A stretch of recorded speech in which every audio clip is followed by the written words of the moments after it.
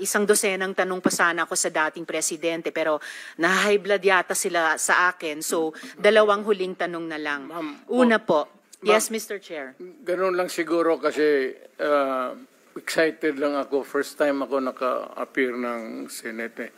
But walang personalan yan. It has nothing to do with you, yung character ko. Yung boses ko lang kasi excited.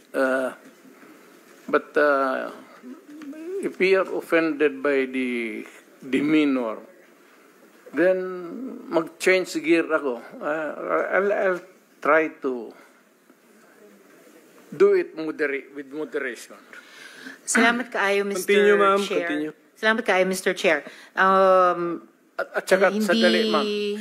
Mr. Ganito, Chair. and I'm addressing lahat kayo. Taga-probinsya po ako. Hindi ninyo pwede akong masumo na paulit-ulit. Pag ginawa ninyo yan, isnabin ko kayo. Wala akong pera.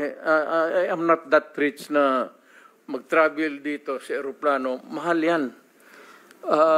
I am...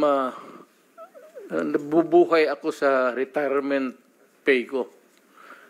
So, pati itong pamasahe ko, retirement pay ko yan. Wala akong negosyo ever since. Gobyerno lang ako. I have been an employee of government ever since. Kaya, I do not have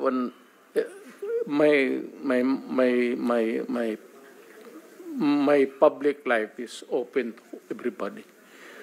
So, magastos masyado, ma'am. Kaya, kung maari lang, tapusin natin ito hanggang bukas. Huwag na tayong umalis dito. Thank you, Mr. President. Salamat kaayo, Mr. Yes, Chair.